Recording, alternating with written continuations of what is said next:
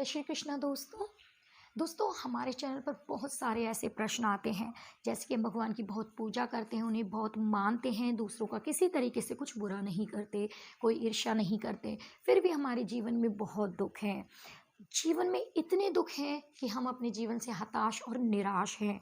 जबकि इसके विपरीत दुष्ट व्यक्ति जो भगवान को नहीं मानते, धर्म कर्म दान पुण्य के काम नहीं करते, दूसरों का बुरा तक करते हैं, उनके जीवन में हमारी अपेक्षा खुशहाली अधिक नजर आती है। ऐसा क्यों? तो आज हम इसी विषय पर बात करने वाले हैं। मित्रों, आपने भी देखा होगा या महसूस किया होगा कि दान धर्म पुण्य इन कामों में, पूजा पाठ जैसे कामों में लीन रहने वाले व्यक्ति अधिक दुखी दिखते हैं, जबकि दुष्ट व्यक्ति अधिक खुश दिखते हैं। ऐसा क्यों? आपके भी अंदर ये प्रश्न उठते होंगे, परंतु इनके जवाब आप नहीं पता लगा पाते। इसका कारण है कि हमारे जितने भी धर्म ग्रंथ हैं, या तो अब कोई उन्हें पढ़ता नहीं है, यदि उन्हें पढ़ते भी हैं तो उसमें लिखी बातों को अच्छी तरह से समझते नहीं हैं, उन पर विश्वास नहीं करते।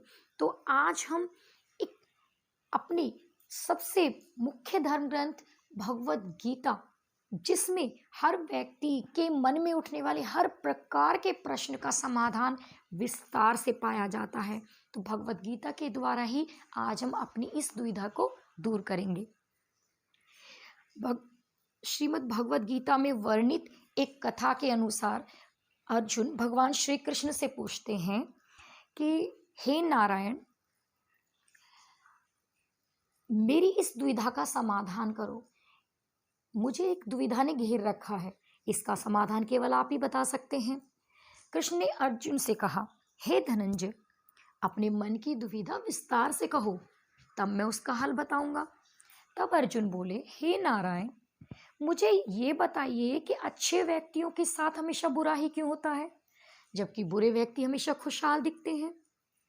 अर्जुन के मुख से ऐसी बातें सुनकर श्री कृष्ण बोले, हे पार्थ, मनुष्य जैसा देखता है या महसूस करता है, वास्तव में ऐसा कुछ नहीं होता, बल्कि अज्ञानतावश वह सच्चाई को नहीं समझ पाता। श्री कृष्ण की बात को सुनकर वह हैरान हो जाता है। बोला, नारायण, आप क्या कहना चाहते हैं, मुझे समझ नहीं आता। तो श्री कृष्ण बोले कि हे पार्थ, तुम्हें मैं एक कथा सुनाता हूँ, जिसके बाद तुम समझ जाओगे कि हर व्यक्ति को, हर प्राणी को अपने कर्मों के हिसाब से फल मिलता है। जो व्यक्ति अच्छा कर्म करता है उसे अच्छा फल मिलता है, और दुष्ट व्यक्ति को बुरा कर्मों के हिसाब से कर्मों का बुरा फल मिलता है। अब ये व्यक्ति के ऊपर निर्भर करता है कि वो अच्छा कर्म करे या बुरा कर्म करे। कथा सुनाते हुए फिर श्री कृष्ण बोले, बहुत समय की बात है, एक नगर में दो व्यक्ति रहते थे। उसमें एक व्यापारी था, उसके लिए पूजा पाठ धर्म नीति इनकी बहुत महत्ता थी। चाहे कुछ भी हो जाए, वो रोज मंदिर जाता था, पूजा पाठ करता था। इसके विपरीत दूसरा व्यक्ति, जो दुष्ट व्यक्ति था, वो भी रोज मंदिर जाता था, परंतु वो पूजा पाठ के लिए नहीं, वो जूते चप्पल चुराने के लिए मंदिर जाता था। जितना हो सकता है वो धन चुराने की वहां से कोशिश करता था। उसे पूजा पाठ दान धर्म से कुछ लेना देना नहीं था। इसी तरह समय बीतता चला गया। एक दिन उस नगर में बहुत जोर की बारिश हुई। उस नगर के मंदिर में पंडित के अलावा कोई नहीं था। यह बात उस दुष्ट व्यक्ति के मन में सोचकर ख्याल आया कि आज पंडित के अलावा उस मंदिर में कोई नहीं है, तो आज उचित समय है धन चुराने का। तो वह व्यक्ति मंदिर में चला गया और उसने पंडित से नज़र बचाते हुए सारा धन जेवरात चुरा लिए और वहाँ से नज़र बचाते हुए चला गया। उसी समय धर्म कर्म में विश्वास करने वाला व्यक्ति भी मंदिर पहुंचा और उसने भगवान के दर्शन किए। पंडित ने उस व्यापारी को ही चोर समझ लिया और जोर से शोर मचाने लगा। शोर को देखकर सारे व्यक्ति वहां आ गए और उसको, भले व्यक्ति को ही मारने पीटने लगे। वो भला व्यक्ति जैसे तैसे वहां से निकल गया। वहां से बचकर जैसे ही वो निकला, दुर्भाग्यवश एक कार से उसकी टक्कर हो गई। दुर्भाग्य ने उसका पीछा वहां भी नहीं छोड़ा और वह घायल हो गया। वह लंगड़ाते हुए जैसे ही वो व्यक्ति घर को जाने लगा तो रास्ते में उसकी मुलाकात उस दुष्ट व्यक्ति से हुई जिसने मंदिर से धन चुराया था।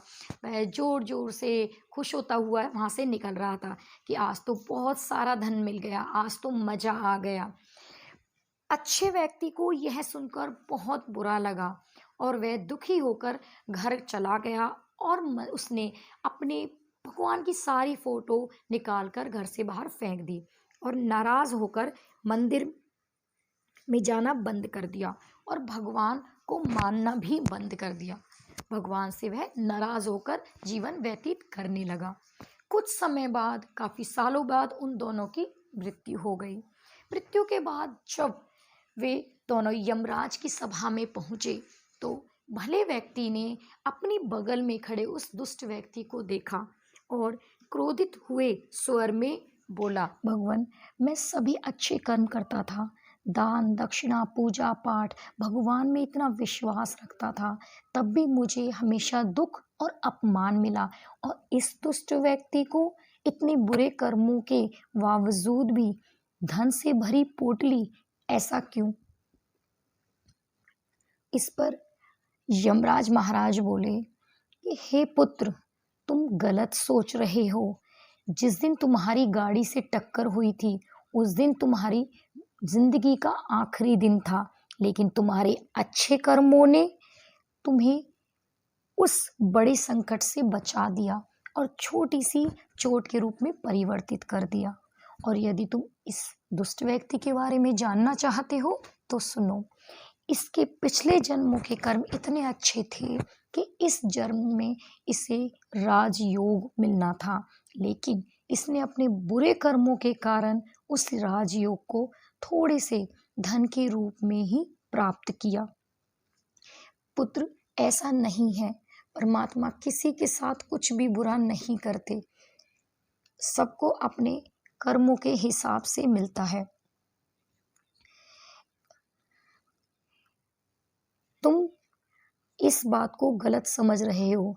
इस पर श्री कृष्ण पार्थ से कहते हैं कि हे पार्थ, तुम्हें अपने प्रश्न का समाधान मिल गया।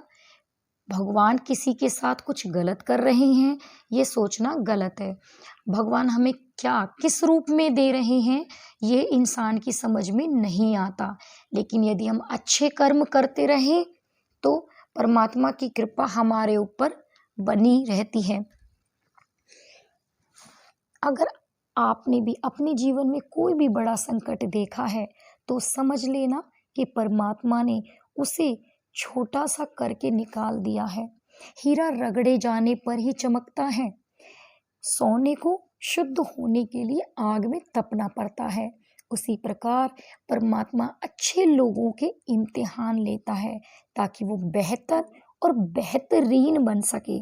जो भी इंसान पूजा पाठ करता है उनमें से कुछ तो ऐसे होते हैं जो दिमाग में ये सोचकर बैठ जाते हैं कि सब कुछ करने वाला ईश्वर है, सत्य है, परंतु सब कुछ करने का मतलब ये नहीं कि वो खाने पीने के लिए भी आपको लाकर देगा या आपकी भौतिक सुख सुविधाओं की पूर्ति करेगा। आप जो चाहोगे वो मिल जाएगा।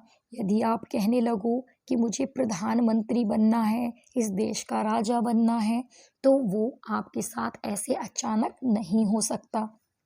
सब कुछ कर्मों के हिसाब से होता है। आप जैसा कर्म करते हो वैसा फल मिलता है। हर चीज पाने के लिए मेहनत भी करनी पड़ती है।